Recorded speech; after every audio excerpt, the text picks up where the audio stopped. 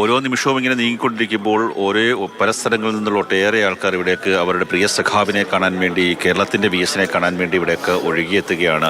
അവർക്കൊക്കെ തന്നെ ഓരോ ആൾക്കാർക്കും ഓരോ തരത്തിലുള്ള വികാരങ്ങളുണ്ടാകും, ഓരോ തരത്തിലുള്ള അനുഭവങ്ങളുണ്ടാകും. പാർട്ടി തലത്തിലായാലും അല്ലെങ്കിൽ സംഘടനാ തലത്തിലായാലും അല്ലെങ്കിൽ ജോലിപരമായിട്ടാണെങ്കിലും ഒക്കെ തന്നെ, അല്ലെങ്കിൽ മുഖ്യമന്ത്രി എന്നുള്ള നിലയിൽ, പ്രതിപക്ഷ നേതാവ് എന്നുള്ള നിലയിലൊക്കെ തന്നെ വലിയ രീതിയിലുള്ള ഒരു അനുഭവങ്ങൾ അവർക്കൊക്കെ തന്നെ ഉണ്ടാകും. അവസാനമായി അവരുടെ പ്രിയ നേതാവിനെ കാണാൻ വേണ്ടി എത്തുകയാണ്. രാവിലെ രാവിലെ ഞാനെത്തി അദ്ദേഹത്തെ കണ്ടിരുന്നു. അപ്പോൾ ഒക്കെ തന്നെ അവിടെ പല സ്ഥലങ്ങളിൽ നിന്ന്, കാസർഗോഡ് നിന്നും കണ്ണൂരിൽ നിന്നുമൊക്കെ തന്നെ ഉള്ള ആൾക്കാർ ഇവിടേക്ക് എത്തി കാണുക എന്നുള്ളതാണ്. ഇന്ന് വിഎസിനെ വീട്ടിൽ വെച്ച് കാണാനുള്ള അവസരമുണ്ടാകില്ല എന്നാണ് ഇന്നലെ രാത്രി 12 മണിയോടുകൂടിയുള്ള ഒരു തീരുമാനമുണ്ടായത്. പക്ഷേ രാത്രി 12 മണിക്ക് ശേഷം പിന്നീട് ഇങ്ങോട്ട് ഒട്ടേറെ ആൾക്കാർ ഇവിടേക്ക് ഇങ്ങനെ ഒഴുകി എത്തിക്കൊണ്ടിരിക്കുകയാണ്. കാര്യം അവർക്കൊന്നും വിഎസിനെ കാണാതിരിക്കാനാകില്ല, വീട്ടുകാർക്കൊരു വിഎസിനെ കാണാതിരിക്കാൻ വേണ്ടിയുള്ളൊരു കാണരുത് എന്ന് പറയാൻ സാധിക്കില്ല. കാര്യം ഇത് വിഎസ് ആണ്. വിഎസ് എന്നും ജനങ്ങളുടെ ഇടയിലായിരുന്നു, ജനഹൃദയങ്ങളിലായിരുന്നു, അല്ലെങ്കിൽ ജനങ്ങളുടെ ഇടയിൽ ജനങ്ങൾക്ക് വേണ്ടി പ്രവർത്തിച്ച ഒരു നേതാവാണ്.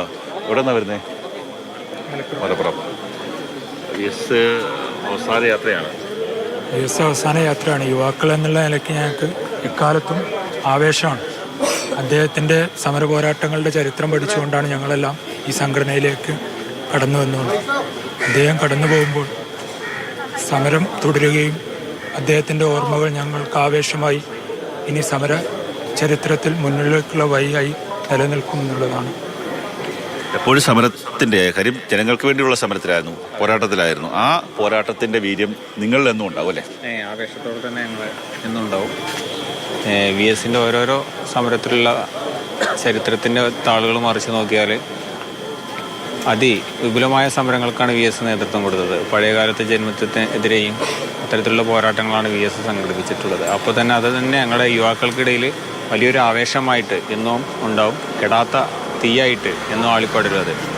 അതെ, പുന്നപ്രയുടെ വയലാറിൻ്റെ ആ മണ്ണിൽ നിന്ന് ഉയർന്നു വന്ന ആ രക്തതാരകം ഇവരുടെയൊക്കെ തന്നെ, നമ്മുടെ മലയാളികളുടെയൊക്കെ തന്നെ മനസ്സിലൊരു പോരാട്ട വീര്യമായി എന്നും ജ്വലിക്കുമെന്നുള്ള കാര്യത്തിൽ യാതൊരു തർക്കവുമില്ല. കാര്യം 40കളുടെ തുടക്കത്തിൽ പി കൃഷ്ണപിള്ള പുന്നപ്രയിൽ നിന്ന് ഒരു വ്യക്തിയെ, വിഎസ് എന്ന് പറയുന്നത് അന്ന് അച്യുതാനന്ദനാണ്, അച്യുതാനന്ദനെ കണ്ടെത്തി നിങ്ങൾ 5 രൂപ കൈ കൊടുത്തിട്ട് പറഞ്ഞു നിങ്ങൾ നേരെ കുട്ടനാട്ടിലേക്ക് പോകും, അവിടുത്തെ കർഷക തൊഴിലാളികൾ അസംഘടിതരാണ്, അവരെ സംഘടിപ്പിക്കണമെന്ന് പറഞ്ഞ സമയത്ത് അവിടേക്ക് പോയി അവിടുത്തെ ജന്മിത്തം കൊടികുത്തി പാടുന്ന ആ കാലഘട്ടത്തിൽ അവിടുത്തെ കർഷക തൊഴിലാളികളെ സംഘടിപ്പിച്ചുകൊണ്ട് ഞങ്ങൾക്കും നിങ്ങൾക്കും ജീവിക്കാൻ അവകാശമുണ്ട്, ഞങ്ങൾക്ക് കൂലി വാങ്ങിക്കാൻ അവകാശമുണ്ട് എന്ന് വിളിച്ച് പറയാൻ, തൊഴിലാളികളെ സംഘടിപ്പിക്കാൻ തയ്യാറെടുത്ത ഒട്ടേറെ കൊടിയ പീഡനങ്ങൾ ഏറ്റുവാങ്ങിയിട്ടുണ്ട്.